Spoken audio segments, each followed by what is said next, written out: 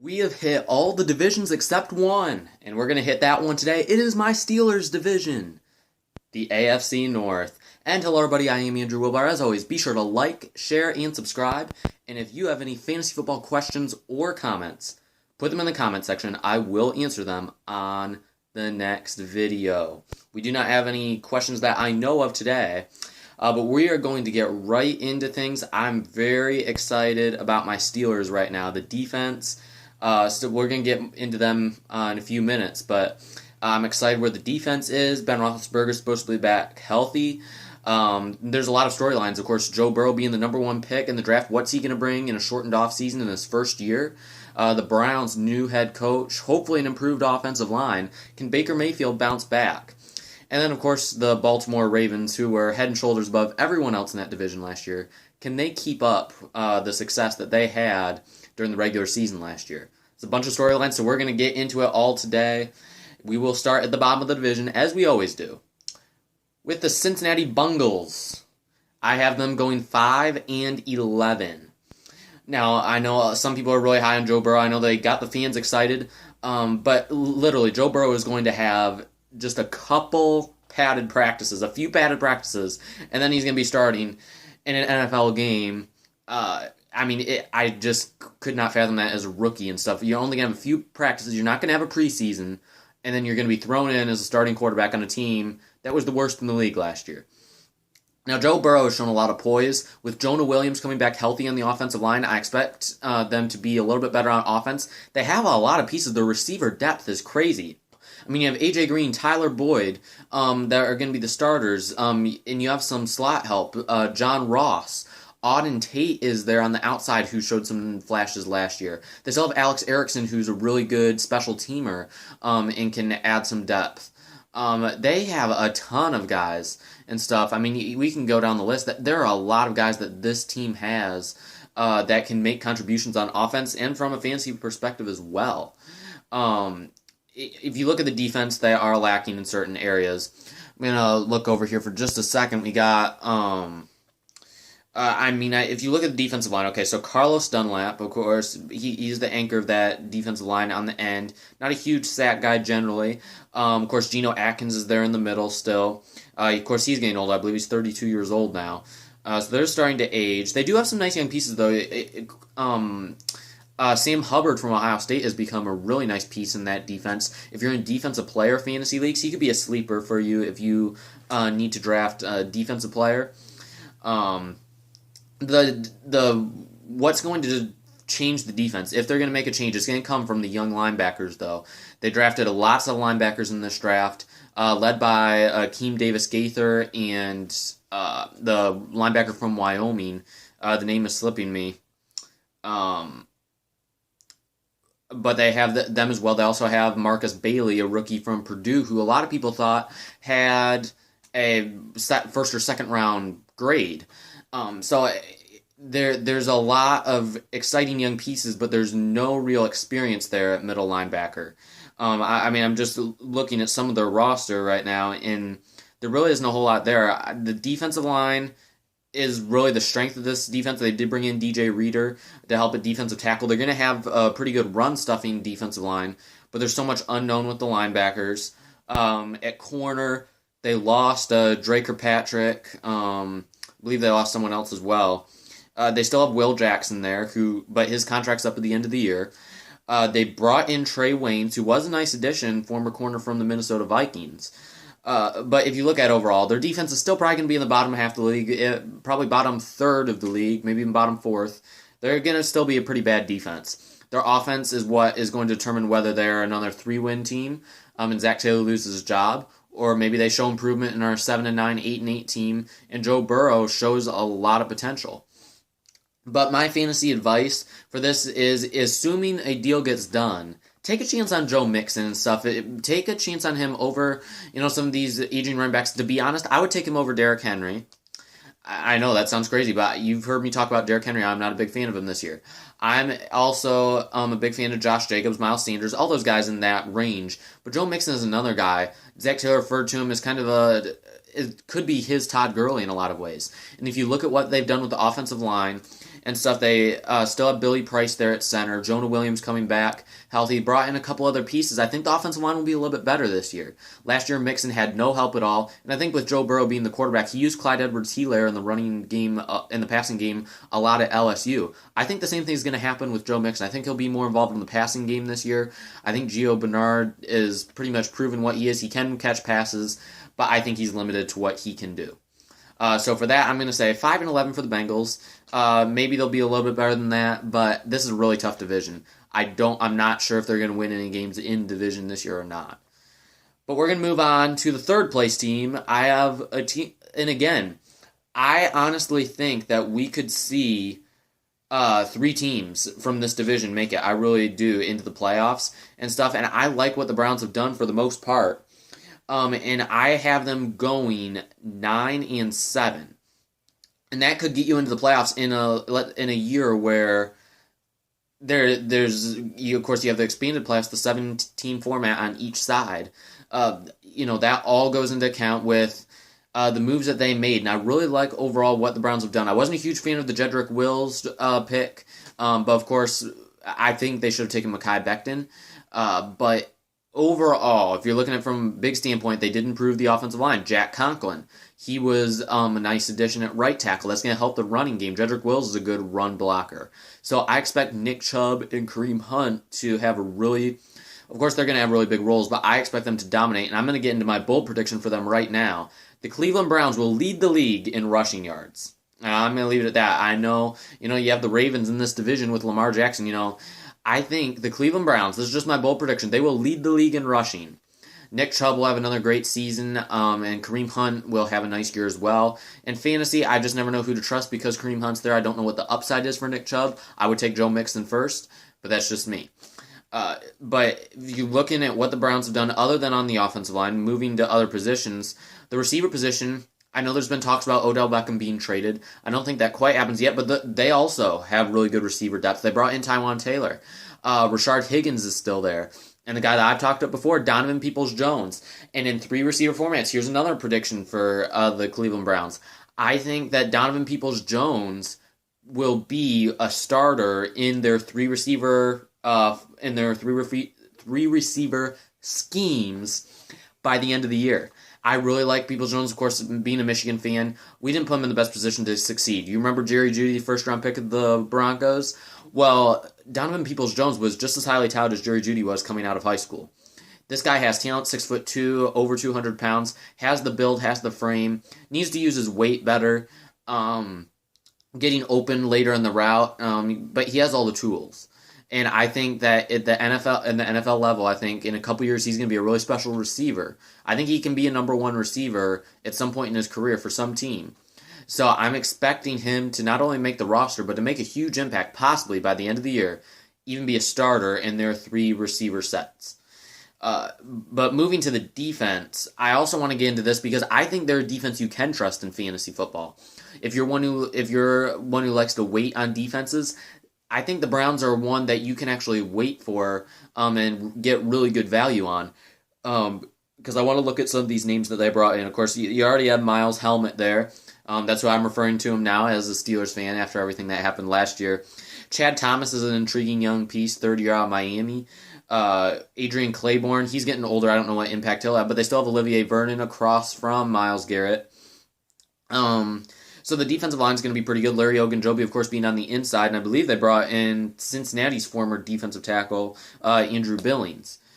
So the defensive line is going to be really good. The linebackers, again, they also have a lot of young pieces, led by Mack Wilson, who I wasn't a huge fan of coming out of the draft last year, but he showed some flashes. Sione Takitaki, he's a very good tackler, can play the run very well. I believe they also added one in the draft this year, Jacob Phillips, yes, linebacker from LSU. And he was one of the guys I really liked. He was a lot of people didn't expect him to run well. I believe he ran a 4.66 at the combine. His numbers are actually pretty good. And if you turn on the tape, he is taping at some points in the year. It's actually better than Patrick Queen, who was a first-round pick by the Baltimore Ravens, who we'll get into in a minute. But in the secondary, they lack depth at corner. I will say that. I'm not a huge fan of Terrence Mitchell, who's probably going to have an outside job. because, of course, you have Denzel Ward, who can play the slot. He can also play outside. And, of course, Greedy Williams, who I believe will be really good in the future for them. But if you look at the safety position, Grant Delpit, coming off of an injury. Carl Joseph, only a one-year deal. We'll see what he can do. They're intriguing young pieces, but nothing really set in stone. Sheldrick Redwine, who's made some nice impacts, especially as a special teamer. And then you have Andrew Sendejo, who's kind of the veteran presence in that secondary. But if I'm looking at this defense as a whole, I'm looking at a team defense. You're going to get sacks from Myles Garrett. You're going to get sacks from even Ogunjobi from the inside. Billings probably won't give you much in that department. Vernon will get you sacks. They have guys that are going to get after the quarterback. And I think they can play the run pretty well. And Denzel Ward and Greedy Williams have both shown the ability to create turnovers in the secondary.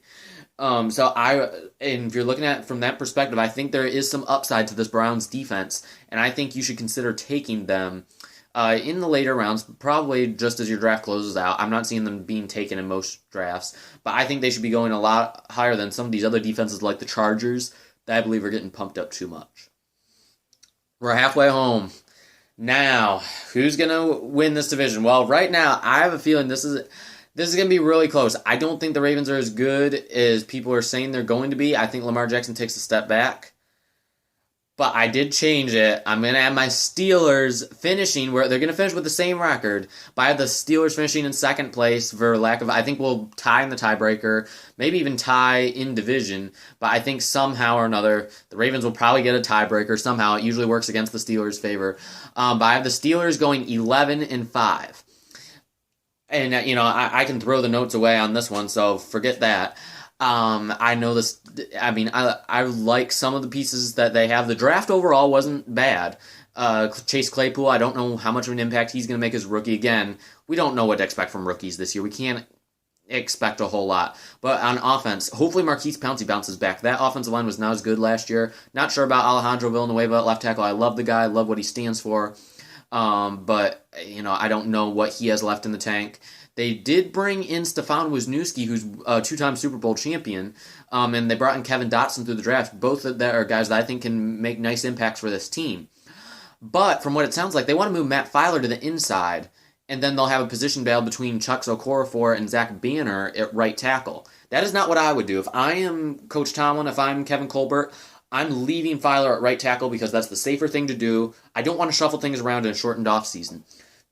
Stefan Wisniewski has experience. He can hold down the fort for the start of the year. If the Steelers feel by the end of the year Kevin Dotson is ready to take that next step and become a starter, probably because he brings higher upside, we can make that change later in the year. But at the start of the year, I don't think we have to worry about anything. And I really think that's how this offensive line should work. Stefan Wisniewski at left guard, Matt Filer at right tackle, and of course you have David DeCastro, who I think could be once again, a Pro Bowler this year. But moving away from the offensive line, the skill positions, Juju, I think, is going to have a bounce-back year. Last year, the quarterback play was horrible. I mean, it was awful. It was embarrassing to be a Steelers fan last year. I'll just be quite honest with you. Deontay Johnson, a lot of people were really high on. I didn't like the pick when it first happened, but I think he could possibly reach 1,000 yards. So he's obviously the guy you should consider in late rounds in fantasy football. And then, of course, James Washington, he's been there. I'm not a huge JW fan. Wasn't a fan of him coming out of college. I felt he was a little bit overrated. And the same thing goes for, I thought the same way about Deontay Johnson, but I've warmed up to him just because of the potential he shows. Has an Tony Brown-like skill set. Not saying he's going to be that, but he has that same skill set. James Washington, he can't separate late downfield. Doesn't have great speed. I just never cared for him. I think by the end of the year, Chase Claypool will be higher on the depth chart than James Washington. At the tight end position, of course, you have Eric Ebron, who was brought in. He and Vance McDonald, of course, offensive coordinator Randy Fichtner said he wants to use both of them and kind of make one gigantic, big, tight end. I don't know how that's going to work, but both of them have to stay healthy. Both of them have injury concerns. Both of them are woeful blockers. McDonald's shown some at times, but Ebron can't block to save his life. And then you have... Ebron, he has the speed, but he can't catch. Neither of these guys can catch real well either. So those are things that scare me as a fan, but I believe that there's at least some athleticism there to work with. It's another big target that Ben Roethlisberger can use in the red zone. He likes using the tight ends. The Steelers haven't really had a good one since Heath Miller. So of course I'm excited to see what happens with this offense. There's a lot of intriguing pieces, but there's not a whole lot known. On the defensive side of the ball, you have Stephon Tuitt and Cameron Hayward on the defensive line, who Cameron Hayward is probably the most underrated player on the Steelers team, really. He's one of the best defensive linemen in football. The Steelers lost Javon Hargrave at nose tackle. Didn't really replace him, but doesn't sound like we're going to use the nose tackle a whole lot this year. May move Tyson Alualu or even Chris Wormley to the inside.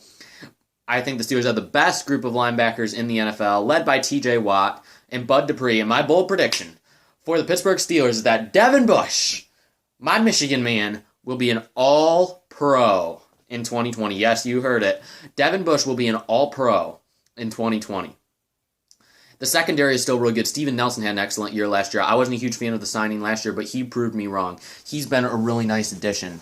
You bring into account Joe Hayden. He is getting older, but he hasn't really shown a bunch of signs of slowing down. He doesn't have the speed, but he's still very good in coverage, and he made some nice plays on the ball last year. Hopefully he doesn't fall off a cliff this year. Justin Lane, who was just placed on the COVID reserve list, he's a guy that I think is going to be a starter at some point in his career with the Steelers. I think he's a really good corner, has a lot of potential, and I think Terrell Austin will get the most out of him. The slot is where there's going to be a little bit of a battle. Mike Hilton, I've lost him. I've liked the moves that he's made, and stuff. Not the moves he's made. The front office has made to try to keep him, but I think it's time to part ways. He can blitz. He's an excellent blitzer. He has a unique skill set. But I just don't think he's that great in coverage. And if you look at the PFF numbers, I mean, he's awful in coverage. He can't keep up with anyone. So I think Cameron Sutton should win that battle. I hope he does. He's much better in coverage. And we have enough other guys that are going to apply pressure. We don't need a slot corner to come in and create pressure as well. So I think Cameron Sutton's the better choice there. And of course you have Minkah Fitzpatrick, who was an All-Pro last year. Probably be a Pro Bowler again this year if he stays healthy. I think teams will try to avoid him as much as possible. But I also think Terrell Edmunds will step up some this year. He's had a rough go of it at certain times, but he's not as bad as people seem to think. He does play the run pretty well. I just hope that he produces more as a playmaker this year. So 11-5 for the Steelers, and I wouldn't be surprised if they went far in the playoffs, having that continuity with quarterback, coach, OC, that may help them being more of a veteran team come postseason. And now, I better get my notes out now, because it's time for the Ratbirds. I hate putting them in first place, but the Baltimore Ravens, I have them going 11-5 as well, but like I said, because of the tiebreak, I'm going to say that they win the division. I just do not see them winning the Super Bowl, and a lot of people, want to put them up in the same group with Kansas City. Kansas City is in a group by themselves right now. If you go through history, every quarterback that has been a running quarterback and has made it by running the ball and stuff, they haven't lasted very long in the NFL. And I think one more year, having another offseason of teams and defensive coordinators being able to scheme against Lamar Jackson, being able to, now that they played against him and they know more about him, I think that's going to impact Lamar Jackson's success. They're going to have a better scheming. They're going to scheme better against him. They're going to be a little bit more prepared for that running game. They'll have more in the box. They'll be able to prepare in coverage. Lamar Jackson still needs to improve as a thrower if he wants to make it in the league. And I think he can. And if he does, Marquise Brown could be a breakout star in fantasy football. But I want to look at their running backs, because J.K. Dobbins is a name I've warmed up to in fantasy football because of how high they drafted him. I expect them to use him in some shape or form. And Mark Ingram is getting older. If he happens to get injured, you could have a budding star in J.K. Dobbins. But they also have Justice Hill and Gus Edwards there. They want to use all of these guys. I don't know how they're going to do it, though. Justice Hill is a high draft pick, and Gus Edwards has produced very nicely for them, especially in short yardage situations. At the receiver position, they also have really good depth. They had an excellent draft. They've done excellent the past few years in the draft. Going best player available, I'm not always a huge fan of, but they did a good job this year. In the draft, they brought in Devin Duvernay and James Prochet, two guys that will probably have impacts in the future. They have Willie Snead there. They still have Miles Boykin, who they drafted last year. They have Marquise Brown. They have a bunch of young stars, potential stars for this offense, and then two guys that are not really being talked about is Jaleel Scott, who's 6'6", and Antoine Wesley, who's 6'5". Both have the ability to win in the red zone. So they're going to have a lot of receiver battles. They're not going to be able to keep all of these guys, of course, but I really like what they have at the receiver position. The offensive line, you still have Ronnie Stanley. They brought in Tyree Phillips through the draft. Will probably play guard for them, not like we did at tackle in college. Ben Bredesen is a tough-nosed guard out of Michigan. He has some potential to take over for the guard that they lost through retirement. And then, of course, they still have Matt Skura there. And, of course, Ronnie Stanley. So I think overall the offensive line is still going to be pretty good. Maybe not quite as good as last year. But with Lamar Jackson and stuff, it's going to keep him guessing with a lot of those read options. But again, I think it's going to slow him down. I'm not saying it's going to stop Lamar Jackson. It's just going to slow him down. He's not going to be at that unstoppable level he was last year. I'm just warning you. I think that's why I'm going 11-5, not 13-3, 14-2. 11-5. I think people need to temper expectations with them from both a real standpoint and a fantasy standpoint. And if you go to the defense, I will say Baltimore is my number 2 ranked defense, only behind my Steelers right now in fantasy football. And I think they're being slightly undervalued on some websites. Matt Judon, of course, playing on the franchise tag, probably the best sack guy. Jalen Ferguson, who was a guy that I liked coming out a couple years ago, a small school edge prospect.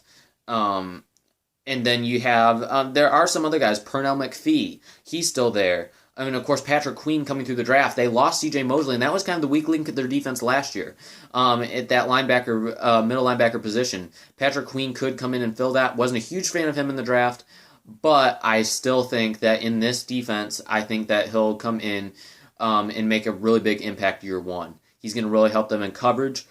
And then if you look in the secondary, well, actually, first, we forgot, even in the defensive line, Calais Campbell they brought in was an excellent signing for just, a 5th-round pick or whatever they got. And so it was an excellent signing because they had the money to do it. Dalen Mack, he's made some impacts the third year out of Texas A&M. Justin Madubuike, he's going to make some impacts as a rookie, has some pass rushing ability. He's a guy that Mel Kiper really liked. He talked up a lot during draft time.